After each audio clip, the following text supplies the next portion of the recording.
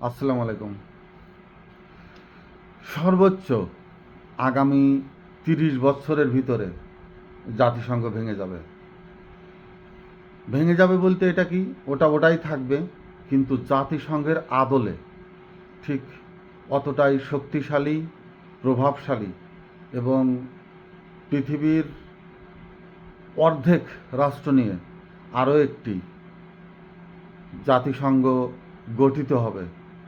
তখন বর্তমান যে জাতিসংঘ, এই জাতিসংঘের নাম কি জাতিসংঘ থাকবে, নাকি নূতন করে যে জাতিসংঘ তৈরি হবে সেটার নাম কি হবে?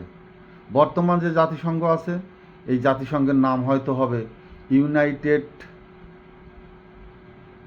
স্টেট অফ ইউএন, মানে আমেরিকা ভিত্তিক জাতিসংঘ। আরেকটি জাতিসংঘ যেটা তৈরি হবে সেটাই হবে হয়তো ওয়ার্ল্ড ওয়াইড ইউএন, অর্থাৎ তারা নাম দেবে হয়তো বিশ্বব্যাপী জাতিসংঘ। ইউনাইটেড যেটা বলি সেটাই সবাই, কারণ কাউকে তো কেউ বাদ দিতে চাবে না, কিন্তু বাদ হয়ে যাবে।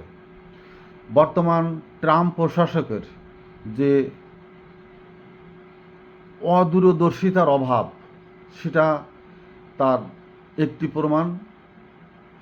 আমরা যদি পিছনে ফিরে যাই, অর্থাৎ 90-এ বুশ যখন রাষ্ট্রপতি হয়ে এসেছিল এবং মধ্যপ্রাচ্যে বিশেষ করে কুয়েতে তাদের যে অভিযান চালায় সৌদি আরব হয়ে, তখন আমরা বলতাম যে তখন 40তম প্রেসিডেন্ট ছিলেন হয়তো, তখন তাকে বলা হতো যে আমেরিকার ইতিহাসের সবচেয়ে পাগল প্রেসিডেন্ট এবং বুদ্ধিহীন প্রেসিডেন্ট।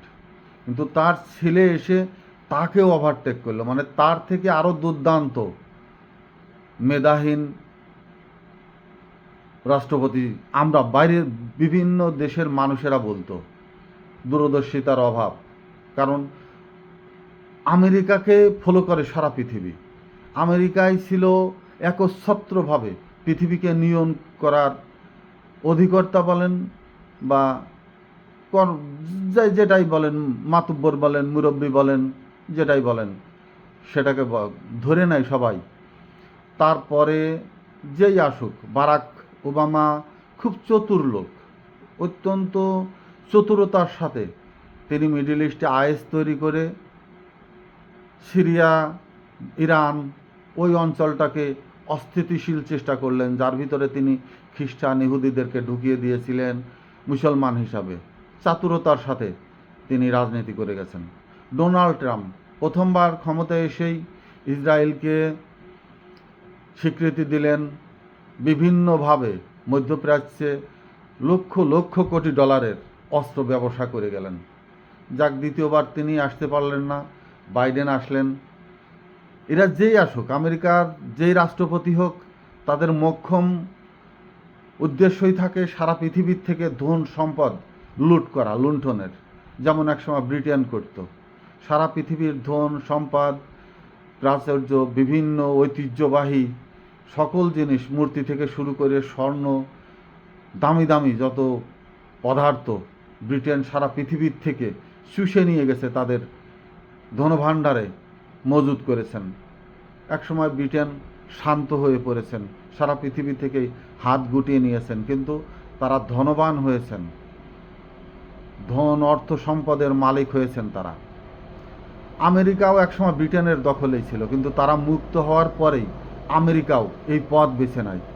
তারা তাদের প্রথম মজুত করে হচ্ছে অর্থ, যা দিয়ে সারা পৃথিবীকে ভয় দেখানো যায়, সারা পৃথিবীর যে কোনো দেশকে কুক্ষিগত করা যায়, সারা পৃথিবীর যে কোনো দেশকে দখল করে তার সম্পদ লুণ্ঠন করা যায়। আমেরিকার প্রথম উদ্ভাবন হচ্ছে অস্ত্র, যে জায়গা মুসলমানরা এখনও বুঝতে পারে নাই। তাদের সম্পদ, তাদের অর্থ, তাদের কাছ থেকে কিভাবে নিজেরা নিজেদেরকে গণ্ডগোল লাগিয়ে ছিনিয়ে নিয়ে যাচ্ছে, মুসলমানদের এই বোধোদয় হয় নাই। অটোমান সাম্রাজ্য ধ্বংস হয়েছিল হয়তোবা দূরদর্শিতার অভাব, কিন্তু তৎকালীন সময়ে তাদের কাছেও সেনা এবং অস্ত্র ছিল। কিন্তু পরবর্তীতে মুসলমানরা অস্ত্র বিমুখ হয়ে পড়ে, তাদের যে শান্তির ধর্মর কথা বলে, মুসলমানদের কোরআনের কথা বলে, কিন্তু যুদ্ধ দিয়েই যে তাদেরকে সেই ধর্ম প্রতিষ্ঠিত করতে হয়েছিল সেটা ভুলে যায়। এবং মধ্যপ্রাচ্যে মুসলমানদের যে কেন্দ্রবিন্দু, অঢেল অর্থ সম্পদের জন্যই তারা বিলাসী বাবু হয়ে ওঠেন, বিলাসী জীবনযাপন অভ্যস্ত হয়ে ওঠেন। আর এই দুর্বলতাই অভ্যস্ত করার পিছনেই ছিল ভারতের ইনভেস্ট, সরি আমেরিকানদের ইনভেস্ট। ভারতেরও আছে, ভারতও করেছে। ভারতের যে নাচ গান নর্তকীদের, যে নারীদেরকে লেলিয়ে দেওয়ার একটি বড় ধরনের বাণিজ্যিক ক্ষেত্র তাদের আছে, সেই সাথে ইসরায়েলের সাথে তাদের সংযোগ, তাদের বাণিজ্যিক লেনদেন আছে। এর অংশ বড় ধরনের মধ্যপ্রাচ্যেও ভারতীয়রা প্রচুর পরিমাণে পুরুষদের পাঠায়, সেই সাথে নারীদের পাঠায়। এবং মধ্যপ্রাচ্যের পুরুষেরা অত্যন্ত অঢেল অর্থের মালিক, তো নারী লোভী এরা। মুসলমান অত্যন্ত নারী লোভী এবং আরাম আয়েশের মানুষ। এই সুযোগের দিকেই বিধর্মীরা, অন্যান্য ধর্মীরা যাদেরকে নারী ব্যবহার করা বৈধ, তারা মধ্যপ্রাচ্যে লক্ষ কোটি তাদের ঘরে ঘরে পৌঁছে দিয়েছে। আর দিয়েছে মদের বোতল দিয়ে, তাদেরকে নেশাগ্রস্ত করে, নারী দিয়ে সুখ বিলাসী করে তাদেরকে এক ধরনের ঘোরের ভিতরে জ্ঞানলুব্ধ মাতাল করে রেখেছে। তাদেরকে পৃথিবীর সব কিছু থেকে দূরে মেধাকে ঠেলে দিয়ে রেখেছে। আর আমেরিকা এই সুযোগে অঢেল অর্থ নিয়ে অস্ত্রের ভাণ্ডার গড়ে তুলেছে এবং নিত্য নতুন অস্ত্র, যা দিয়ে তারা পৃথিবীকে যে কোনো সময় ধ্বংস করতে পারে, যে কোনো সময় তাদের সাম্রাজ্য তৈরি করে নিতে পারে। এই যে আমেরিকার আধিপত্য বিস্তারের অপচেষ্টা, এর বিরুদ্ধেই যদিও এখন সক্রিয় চীন, উত্তর কোরিয়া, রাশিয়া, ভারত, কিন্তু এদের সাথে আরও অনেক অনেক রাষ্ট্র আছে যারা এখনও নিজেদেরকে সম্মুখে আনছেন না, কথা বলছেন না এদের পক্ষে, আমেরিকাকে ভয় পাচ্ছেন, অপেক্ষা করছেন যে এই শক্তিটি যদি আমেরিকার মতো শক্তিশালী অবস্থানে যেতে পারে, এই শক্তিগুলো যদি একটি শক্তিশালী জোট গঠন করে এদের হাতেও যদি আমেরিকার মতো ভয়ানক মারণাস্ত্রের ভাণ্ডার গড়ে তুলতে পারে এবং তার দেশকে এই জোট রক্ষা করতে পারে আমেরিকার হাত থেকে, তাহলে আমেরিকার হাতে তারা আর নির্যাতিত হতে হবে না। বর্তমানে যেমন ব্রাজিলে গণ্ডগোল তৈরি করে দিয়েছে, মধ্যপ্রাচ্যে তো আছেই, মধ্যপ্রাচ্যে মার খাচ্ছে যেভাবে, গাজা সিরিয়াকে যেভাবে তছনছ করে ফেলার চেষ্টা করছে, ইরানকে বারবার আক্রমণের টার্গেট করছে, কাতার, ইয়েমেন, বিভিন্ন রাষ্ট্র, মুসলিম রাষ্ট্রগুলোকে আক্রান্ত করে চলছে, আক্রান্তের সাথে সাথে এই রাষ্ট্রের জনগণগুলোকেও খেপিয়ে তুলছে। এরাও পথ খুঁজছে, জায়গা খুঁজছে, কোনো একটি শক্তিশালী সংঘ বলেন, একটি শক্তিশালী জোট বলেন, এদের কাছে যাবার জন্য, এদের সাহায্যের অপেক্ষায় আছে। এদের ধন সম্পদ আছে, প্রচুর অর্থ আছে, কিন্তু এরাও যে নির্বুদ্ধিতার জন্য নিজেদেরকে অস্ত্রে ভাণ্ডারে গড়ে তোলেন নাই। এদের ভাণ্ডার অস্ত্রহীন, মানুষগুলো এমন আরাম আয়েসে ডুবি আছে, মদের নেশায় বুঁদ হয়ে আছে যে এদের সামনে যে মৃত্যু অপেক্ষা করছে, মৃত্যু তো সবার জন্যই, কিন্তু নিয়ম মাফিক একটা মৃত্যু আছে, বয়সের ভারে মরুক বা যে কোনোভাবে অন্যভাবে প্রাকৃতিকভাবে মৃত্যুর একটি অপেক্ষমান থাকে মানুষ। কিন্তু কারো দ্বারা সংগঠিত পথে মৃত্যু, এটা কারোরই কাম্য নয়, কেউ আশা করে না, অপেক্ষাও করে না। কিন্তু মিডল ইস্টের, মধ্যপ্রাচ্যের সমগ্র মুসলিম এম্পায়ারটাই প্রতীক্ষায় আছে, তারা কৃত্রিমভাবে সংগঠিতভাবে কারোর দ্বারা মৃত্যু বরণ করবে, আক্রান্ত হবে, পরিবার হারা হবে, ভিটে মাটি হারা হবে এবং তারা পৃথিবীর যে কোনো দেশে চলে যেতে বাধ্য হবে, তাদের পুরো এই অঞ্চলকে ছেড়ে দিতে। এই যে গাজার উপরে যেটা হচ্ছে, ফিলিস্তিনের উপরে, এটা শুধু গাজা নয়, এটা একটি সূত্র। গাজা একটি ঘাঁটি হবে, গাজা ঘাঁটি হবে এবং এই ঘাঁটিতে বসেই আস্তে আস্তে আস্তে আস্তে তারা ওই অজগর সাপের মতো মধ্যপ্রাচ্যকে গেলবে, একেবারে পুরাটা গিলে ফেলে এই অর্থ সম্পদের বড় একটি এম্পায়ারকে, বারবার ভারত বলছি, আমেরিকার একটি স্টেট তৈরি করে নিয়ে সেখানে তাদের সেনাঘাঁটি, যুদ্ধ বিমান যা যা করার করে নিয়ে রাষ্ট্রগুলো তাদের স্টেটে পরিণত করে নেবে। এখন মধ্যপ্রাচ্যের যদি বোধোদয় হয়, যদি বোঝে আমেরিকার থেকে রেহাই পেতে হলে তাদের একটি মাত্রই পথ, তারা চীন, রাশিয়া, উত্তর কোরিয়া যে জোট করতে চাচ্ছে সেখানে আমেরিকাতে নয়, আমেরিকা থেকে বের হয়ে তাদের সবাইকেই প্রচুর, পুরো মিডল ইস্ট মিলে প্রচুর অর্থ এই জোটের সাথে বিনিয়োগ করে অন্তত তাদের মাটিতে, বাইরের অন্য কোথাও নাই, সৌদি হোক, ইরাক হোক, ইরান হোক, তুরস্ক হোক, সিরিয়া হোক, যে কোনো জায়গাতে, এবং পুরা যে ইউ বলে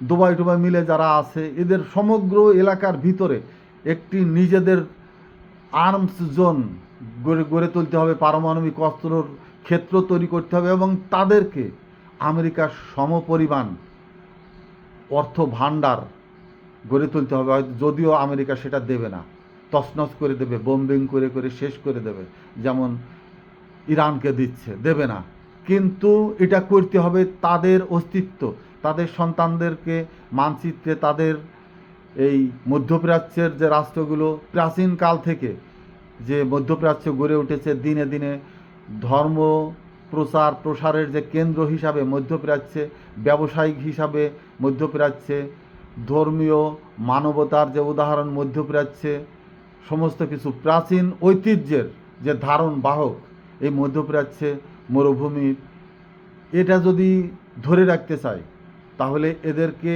আরও আত্মহতি দিতে হতে হবে এবং এটা দিয়েই তাদেরকে বেঁচে থাকার পথ তৈরি করে নিতে হবে। এবং এই শক্তি, এই যে জোট, এই জোটই হবে আমেরিকার অবস্থিত জাতিসংঘের বিপরীতে আরেকটি জোট, এবং সেটার প্রধান অফিস হইতে হবে এই মধ্যপ্রাচ্যে, এই সৌদি বলেন যে কোনো জায়গায়, মধ্যপ্রাচ্যের বড় কোনো একটি দেশের একটি অংশে এই জোটের কেন্দ্রবিন্দু হইতে হবে যদি তাদেরকে বেঁচে থাকতে হয়। এবং এই শক্তি যত দ্রুত সংগঠিত করতে পারবে চীন, রাশিয়া, উত্তর কোরিয়া, ভারত, তত দ্রুতই আমরা ইউরোপ বলে যেটা বুঝি, ইউরোপকে ভেঙে তার ভিতরেও যেমন পোল্যান্ডে গন্ডগোল বাঁধিয়ে দিয়েছে, আরও কয়েকটি দেশে গন্ডগোল চলছে, ফ্রান্সের কথা বলছি, পোল্যান্ডের কথা বলছি, আরও বেশ কয়েকটি রাষ্ট্রেই এই ধরনের একটি গন্ডগোল বাঁধিয়ে দিয়েছে আমেরিকা। এরাও একসময় যখন নিরাপদ মনে করবে, শক্তিশালী মনে করবে, বের হয়ে চলে আসবে, অর্থাৎ ইউরোপকে ভেঙে দিতে হবে। ইউরোপ ভেঙে যাবে, ইউরোপও ভেঙে যাবে। পৃথিবীর মানচিত্র স্থায়ী কতদিন হয়? 100, 200, 300 বা সর্বোচ্চ 500 বছর, তারপরে পৃথিবী নিজেই তার মানচিত্রকে বদলে নেয়, বদলে ফেলে। আমরা যে বাংলাদেশে আছি এটা কত সালে, কত বছর হলো? 55-56 বছর। কিন্তু এই শতাব্দীতেই আমাদের দক্ষিণ এশিয়ারই মানচিত্র আর এরকম থাকবে না। ভারত ভেঙে যাবে, মিয়ানমার ভেঙে যাবে, যেটা এখন আরসারা করছে, আরসান বাহিনী, আরাকান রাজিরা করছে, এসব ভেঙে যাবে, ভেঙে আবার পৃথিবীতে আবার নূতনভাবে মানচিত্র তৈরি হবে। ঠিক একইভাবে গোটা বিশ্বকেও একইভাবে স্থির থাকতে দেবে না প্রকৃতি বলেন, গড বলেন, স্রষ্টা বলেন, যাকেই আপনি বলেন না কেন, সে আবার ভাঙচুর করবে, ভেঙে ফেলবে, ভেঙে নূতন করে মানচিত্রকে আবার মানুষের সামনে উপস্থাপন করবে। জাতিগত সত্তা আমরা যেটা একেবারে প্রথম মানুষ থেকে এই পর্যন্ত বয়ে নিয়ে আসছে, এবং আমাদের মধ্য থেকে পৃথিবীতে যে আরও মানুষ থাকবে, বারবার এদেরকে ভাঙা গড়া, খেলা, ধ্বংস, পতন, মারামারি হয়ে মানুষকে রূপান্তরিত হয়েছে। আজকের এই পর্যায়ে মানুষকে আনতে প্রকৃতির 1000 কোটি বৎসর লেগে গেছে। আরও 1000 কোটি বৎসর পৃথিবীতে মানব সম্পদ টিকিয়ে রাখার জন্য প্রকৃতি মানুষের মেধাকে আরও উন্নয়ন করবে, আরও ধ্বংস হবে। অকেজ মানুষ, অপারগতা মানুষ, অলস মানুষ, মেধা মানুষ জঙ্গলের মতো আবার পৃথিবীর থেকে চলে যাবে। মেধাবী মানুষ তৈরি করতে, মেধাবী মানুষদেরকে পৃথিবী পাঠাতে, পৃথিবীতে টিকিয়ে রাখার জন্য যেসব সময়ের প্রয়োজনের মানুষ প্রয়োজন হবে, প্রকৃতি সেই ধরনের মানব সম্পদ কি তৈরি করে নেবে?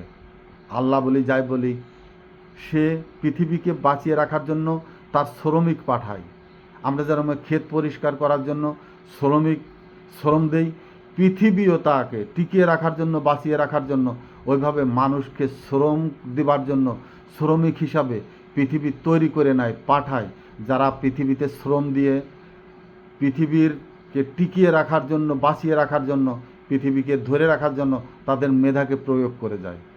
দিনে দিনে এই যে আমি আজ কথা বলছি, মোবাইলে বাতি জ্বালিয়েছি, ফেসবুক, এগুলো সময়ের প্রয়োজনের জিনিস। স্রষ্টা তার সময়ের প্রয়োজনে মেধাবী নিয়োগ করেন, মেধাবী পৃথিবীতে পাঠান। তাদের মেধাবে পৃথিবীতে বিনিয়োগ করে পৃথিবীকে এক ধাপ করে এগিয়ে দিয়ে যায়। ঠিক তেমনি পৃথিবী তার প্রয়োজনেই জাতিসংঘের আদলে ওই ধরনের একটি শক্তি তৈরি করে নেবে। একজন মারতে এলে যেন আরেকজন প্রতিরোধ্য হয়ে ওঠে। একক শক্তির হাতে প্রকৃতি বা স্রষ্টা কখনোই ক্ষমতা নিয়োগ করেন না। ইসলাম ধর্মের সাদ্দাত আছেন বা ফেরাউন, যারা এককভাবে ক্ষমতাশালী হয়ে উঠেছিল, তারা কিভাবে অত্যন্ত নৃশংসভাবে, নিকৃষ্টতমভাবে পৃথিবী থেকে বিদায় নিয়েছে, বহুত উদাহরণ আছে। ঠিক আমেরিকার মুরব্বিয়ানা, আমেরিকার মাতব্বরিগিরি ধ্বংসের মুখে আমি সর্বোচ্চ 30 থেকে 40 বছর সময় বেঁধে দিয়ে গেলাম, থাকবো না হয়তো, কিন্তু আমার এই ভিডিওটা যেন থাকে। ভিডিওটা যদি কেউ দেখে তখন আমার কথা স্মরণ করবে পৃথিবীর মানুষ। আসসালামু আলাইকুম।